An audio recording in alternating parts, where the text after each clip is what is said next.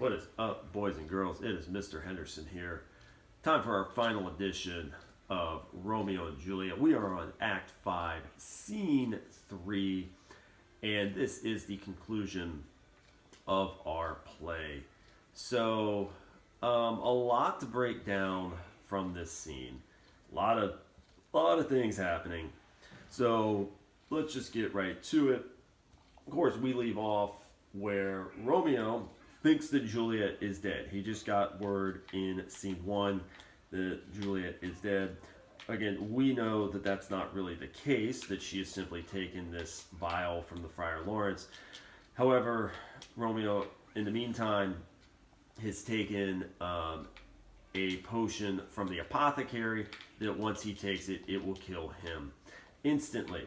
So, in scene 3, it actually opens with Paris kind of strolling up to the crypt that Juliet is in. Again, he was supposed to marry Juliet, and I feel bad for Paris. Again, he's my boy in this play.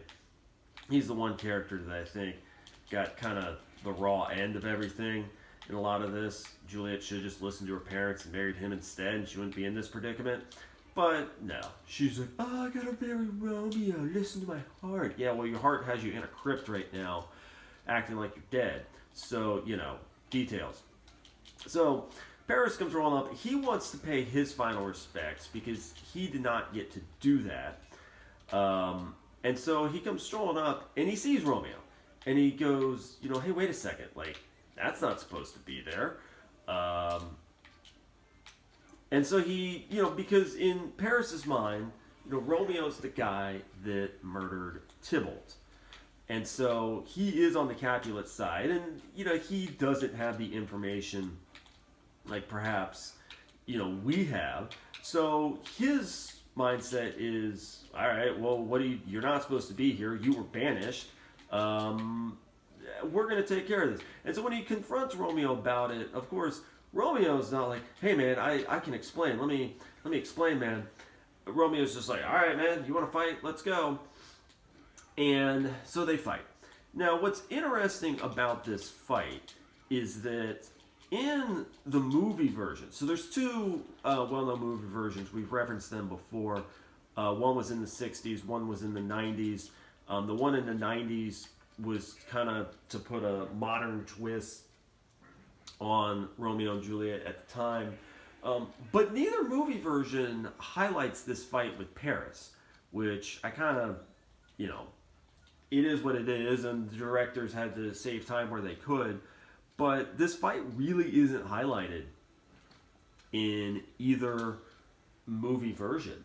So it's, again, use your imagination with this fight of how it might play out, how it might have gone on stage. But it just as they fight, and Romeo stabs Paris, and unfortunately, our boy Paris does die. F in the chat for Paris. But Paris's last request is, hey, can you lay me next to Juliet? Romeo, maybe the one nice thing he did in this play is like, all right, sure thing, whatever. Even though, Romeo has no idea. And as far as we know, he doesn't even really know much about the existence of Paris, which is, so he might be confused by the whole thing, but, it is what it is. So now Romeo is inside the crypt, and he's in there, he sees Juliet, he's like, wow, it's true. Oh, she's dead. Again, she's not dead yet. And so he's, kind of preparing his last words for Juliet, and he notes, when he kind of gives her this little, kiss, he's like, oh, her lips are still warm. Well, that's kind of a tell to us as the audience. Because keep in mind, this potion that Juliet took from the Friar Lawrence, right, was designed to make her blood cold and designed to make it seem like she's dead. So by Juliet having her lips warm, it's a tell to us in the audience that she's about to wake up. So this is the dramatic irony, and it's designed to kind of create this sense of, if Romeo could just hang on just a little bit longer, just a little bit longer, he's gonna go home with Juliet, and all will be fine. Well, Romeo's impatient. He doesn't do that, and so Juliet, isn't waking up. She's not waking up, and so Romeo makes the decision to take the vial that the apothecary had given him, and he says, "Oh, thy apothecary, thy drugs work quick," and he dies basically instantly. So bye Romeo. You should have just stayed with Rosaline, or just found some other girl, and you wouldn't have done that. But his perceived love for Juliet was just so great that this girl he met early in the week. I mean, keep in mind, this entire play happens in 1 week, not even. You wouldn't have taken these drugs from the apothecary, but you did. So Romeo takes the drugs, and he has died. Well, we still have a problem with Juliet, because Juliet hasn't woken up yet. And so kind of the scene transitions a little bit, and now the Friar Lawrence comes rolling up. And again, he in scene 2 realized, oh crap, my plan isn't going to work. Now, I do have questions myself of, okay, well, how far out of town was this crypt? How slow do you move? Because it's now nighttime when the friar, this entire scene takes place. So for him to come rolling up this late, knowing that there was a problem, he ain't moving too swift. But it is what it is, right? So he comes rolling up. Now Juliet wakes up. Remember, Juliet's whole plan, and as far as she knew, was that she was going to wake up, Romeo was going to be there. Well, she wakes up, Romeo's not there. She now has questions. And she's like, where's Romeo? Where's Romeo? And the friar's like, don't worry about that. Nothing to see here. Let's go. Because now the town watch is getting involved, because they've heard the commotion. And so now rolling up. So the Friar Lawrence is like, I can't say. I gotta go. We gotta get out of here. And Juliet sees Romeo's body. And she's like, I'm not leaving. And Friar Lawrence at this point is just like, you know what? Fine.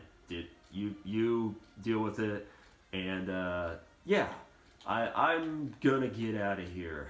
Have a nice day. So Juliet does stay behind. She sees Romeo's body. She kind of has a soliloquy of her own. She even kind of jokes at the end here, where she sees the vial that Romeo took. She tries to take some of it herself. She's like, oh, that was rude of him not to leave any for me.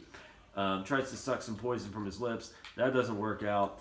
So this is where some foreshadowing kind of comes into play, where if you remember early, or in scene 4, when they had announced that Juliet was going to marry Paris, she had this conversation with the Friar Lawrence about, well, I'm just going to kill myself. And there's a very subtle part where she kind of flashes a dagger, hinting that, well, if you can't fix this, I'm just going to stab myself. Well, here, now that Romeo is dead and the Friar Lawrence can't seem to help her and everything has fallen apart, Juliet takes her dagger out. She does stab herself with it, and she too passes away.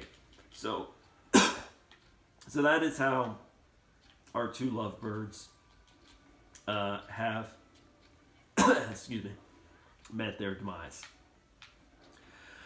And really, the back half of this scene is something that Shakespeare tends to do a lot of, is he kind of wraps everything from the play up. So he kind of summarizes what was going on. And he does this in multiple plays. When you guys read Othello your senior year, he's going to do this too, where in terms of plot points, I mean, there's not a ton happening in the end. It's a lot of, again, summation of it. What is kind of notable and random about Shakespeare is that Lady Montague also gets killed off in this process. It basically just, it's not an on-screen death. It's very subtle. They just say that, oh, well, she found out Romeo died, and she was so stricken with grief that her heart just stopped. Again, this is a Shakespeare special where in his tragedies, he just starts killing people off for no reason.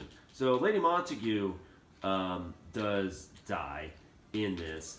And really the closing scene is Friar Lawrence kind of explaining everything, explaining what his plans were. And it's Lord Capulet and Lord Montague now standing with each other and going, all right, you know what? Why were we fighting? Which it never really gets revealed why they were fighting. But, you know, our fighting has led to the death of our children.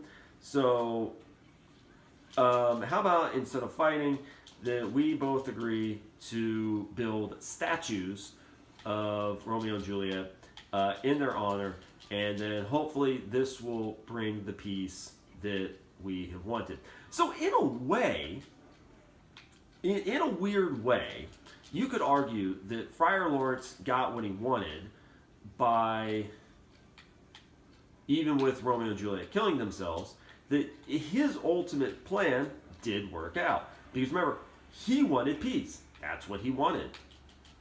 And so, at the end of the day, he got his peace. I mean, it just required, you know, the death of 6 people, but he did achieve the peace that he was seeking. So you could argue that he, in the end, got what he wanted.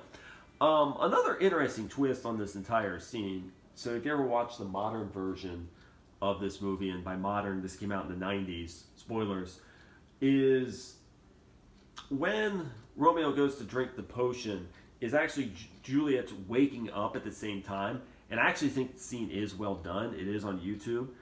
And it's like Juliet wakes up at the instant that Romeo takes the potion. And it is, I think, a well done scene.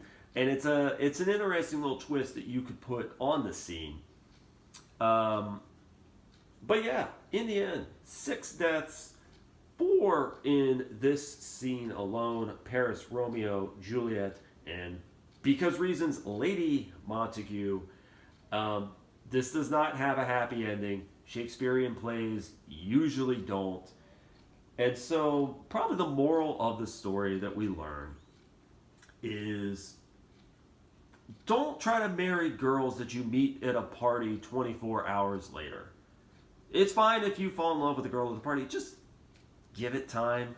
You know, maybe send a few Snapchats, a few TikToks, a few Instagram DMs. Like, let the relation build organically. Maybe go to a second party together before you opt to get married, murder her cousin, get banished, and then take some poison to kill yourself. Well, I hope you guys have enjoyed this journey through Romeo and Juliet, through some various games. If you guys have questions, please message me on Edsby. And you will have an Act 5 quiz coming up next week. A very short essay I'm going to ask of you. And I hope you've enjoyed this. And I'll see you next time, guys. Take care.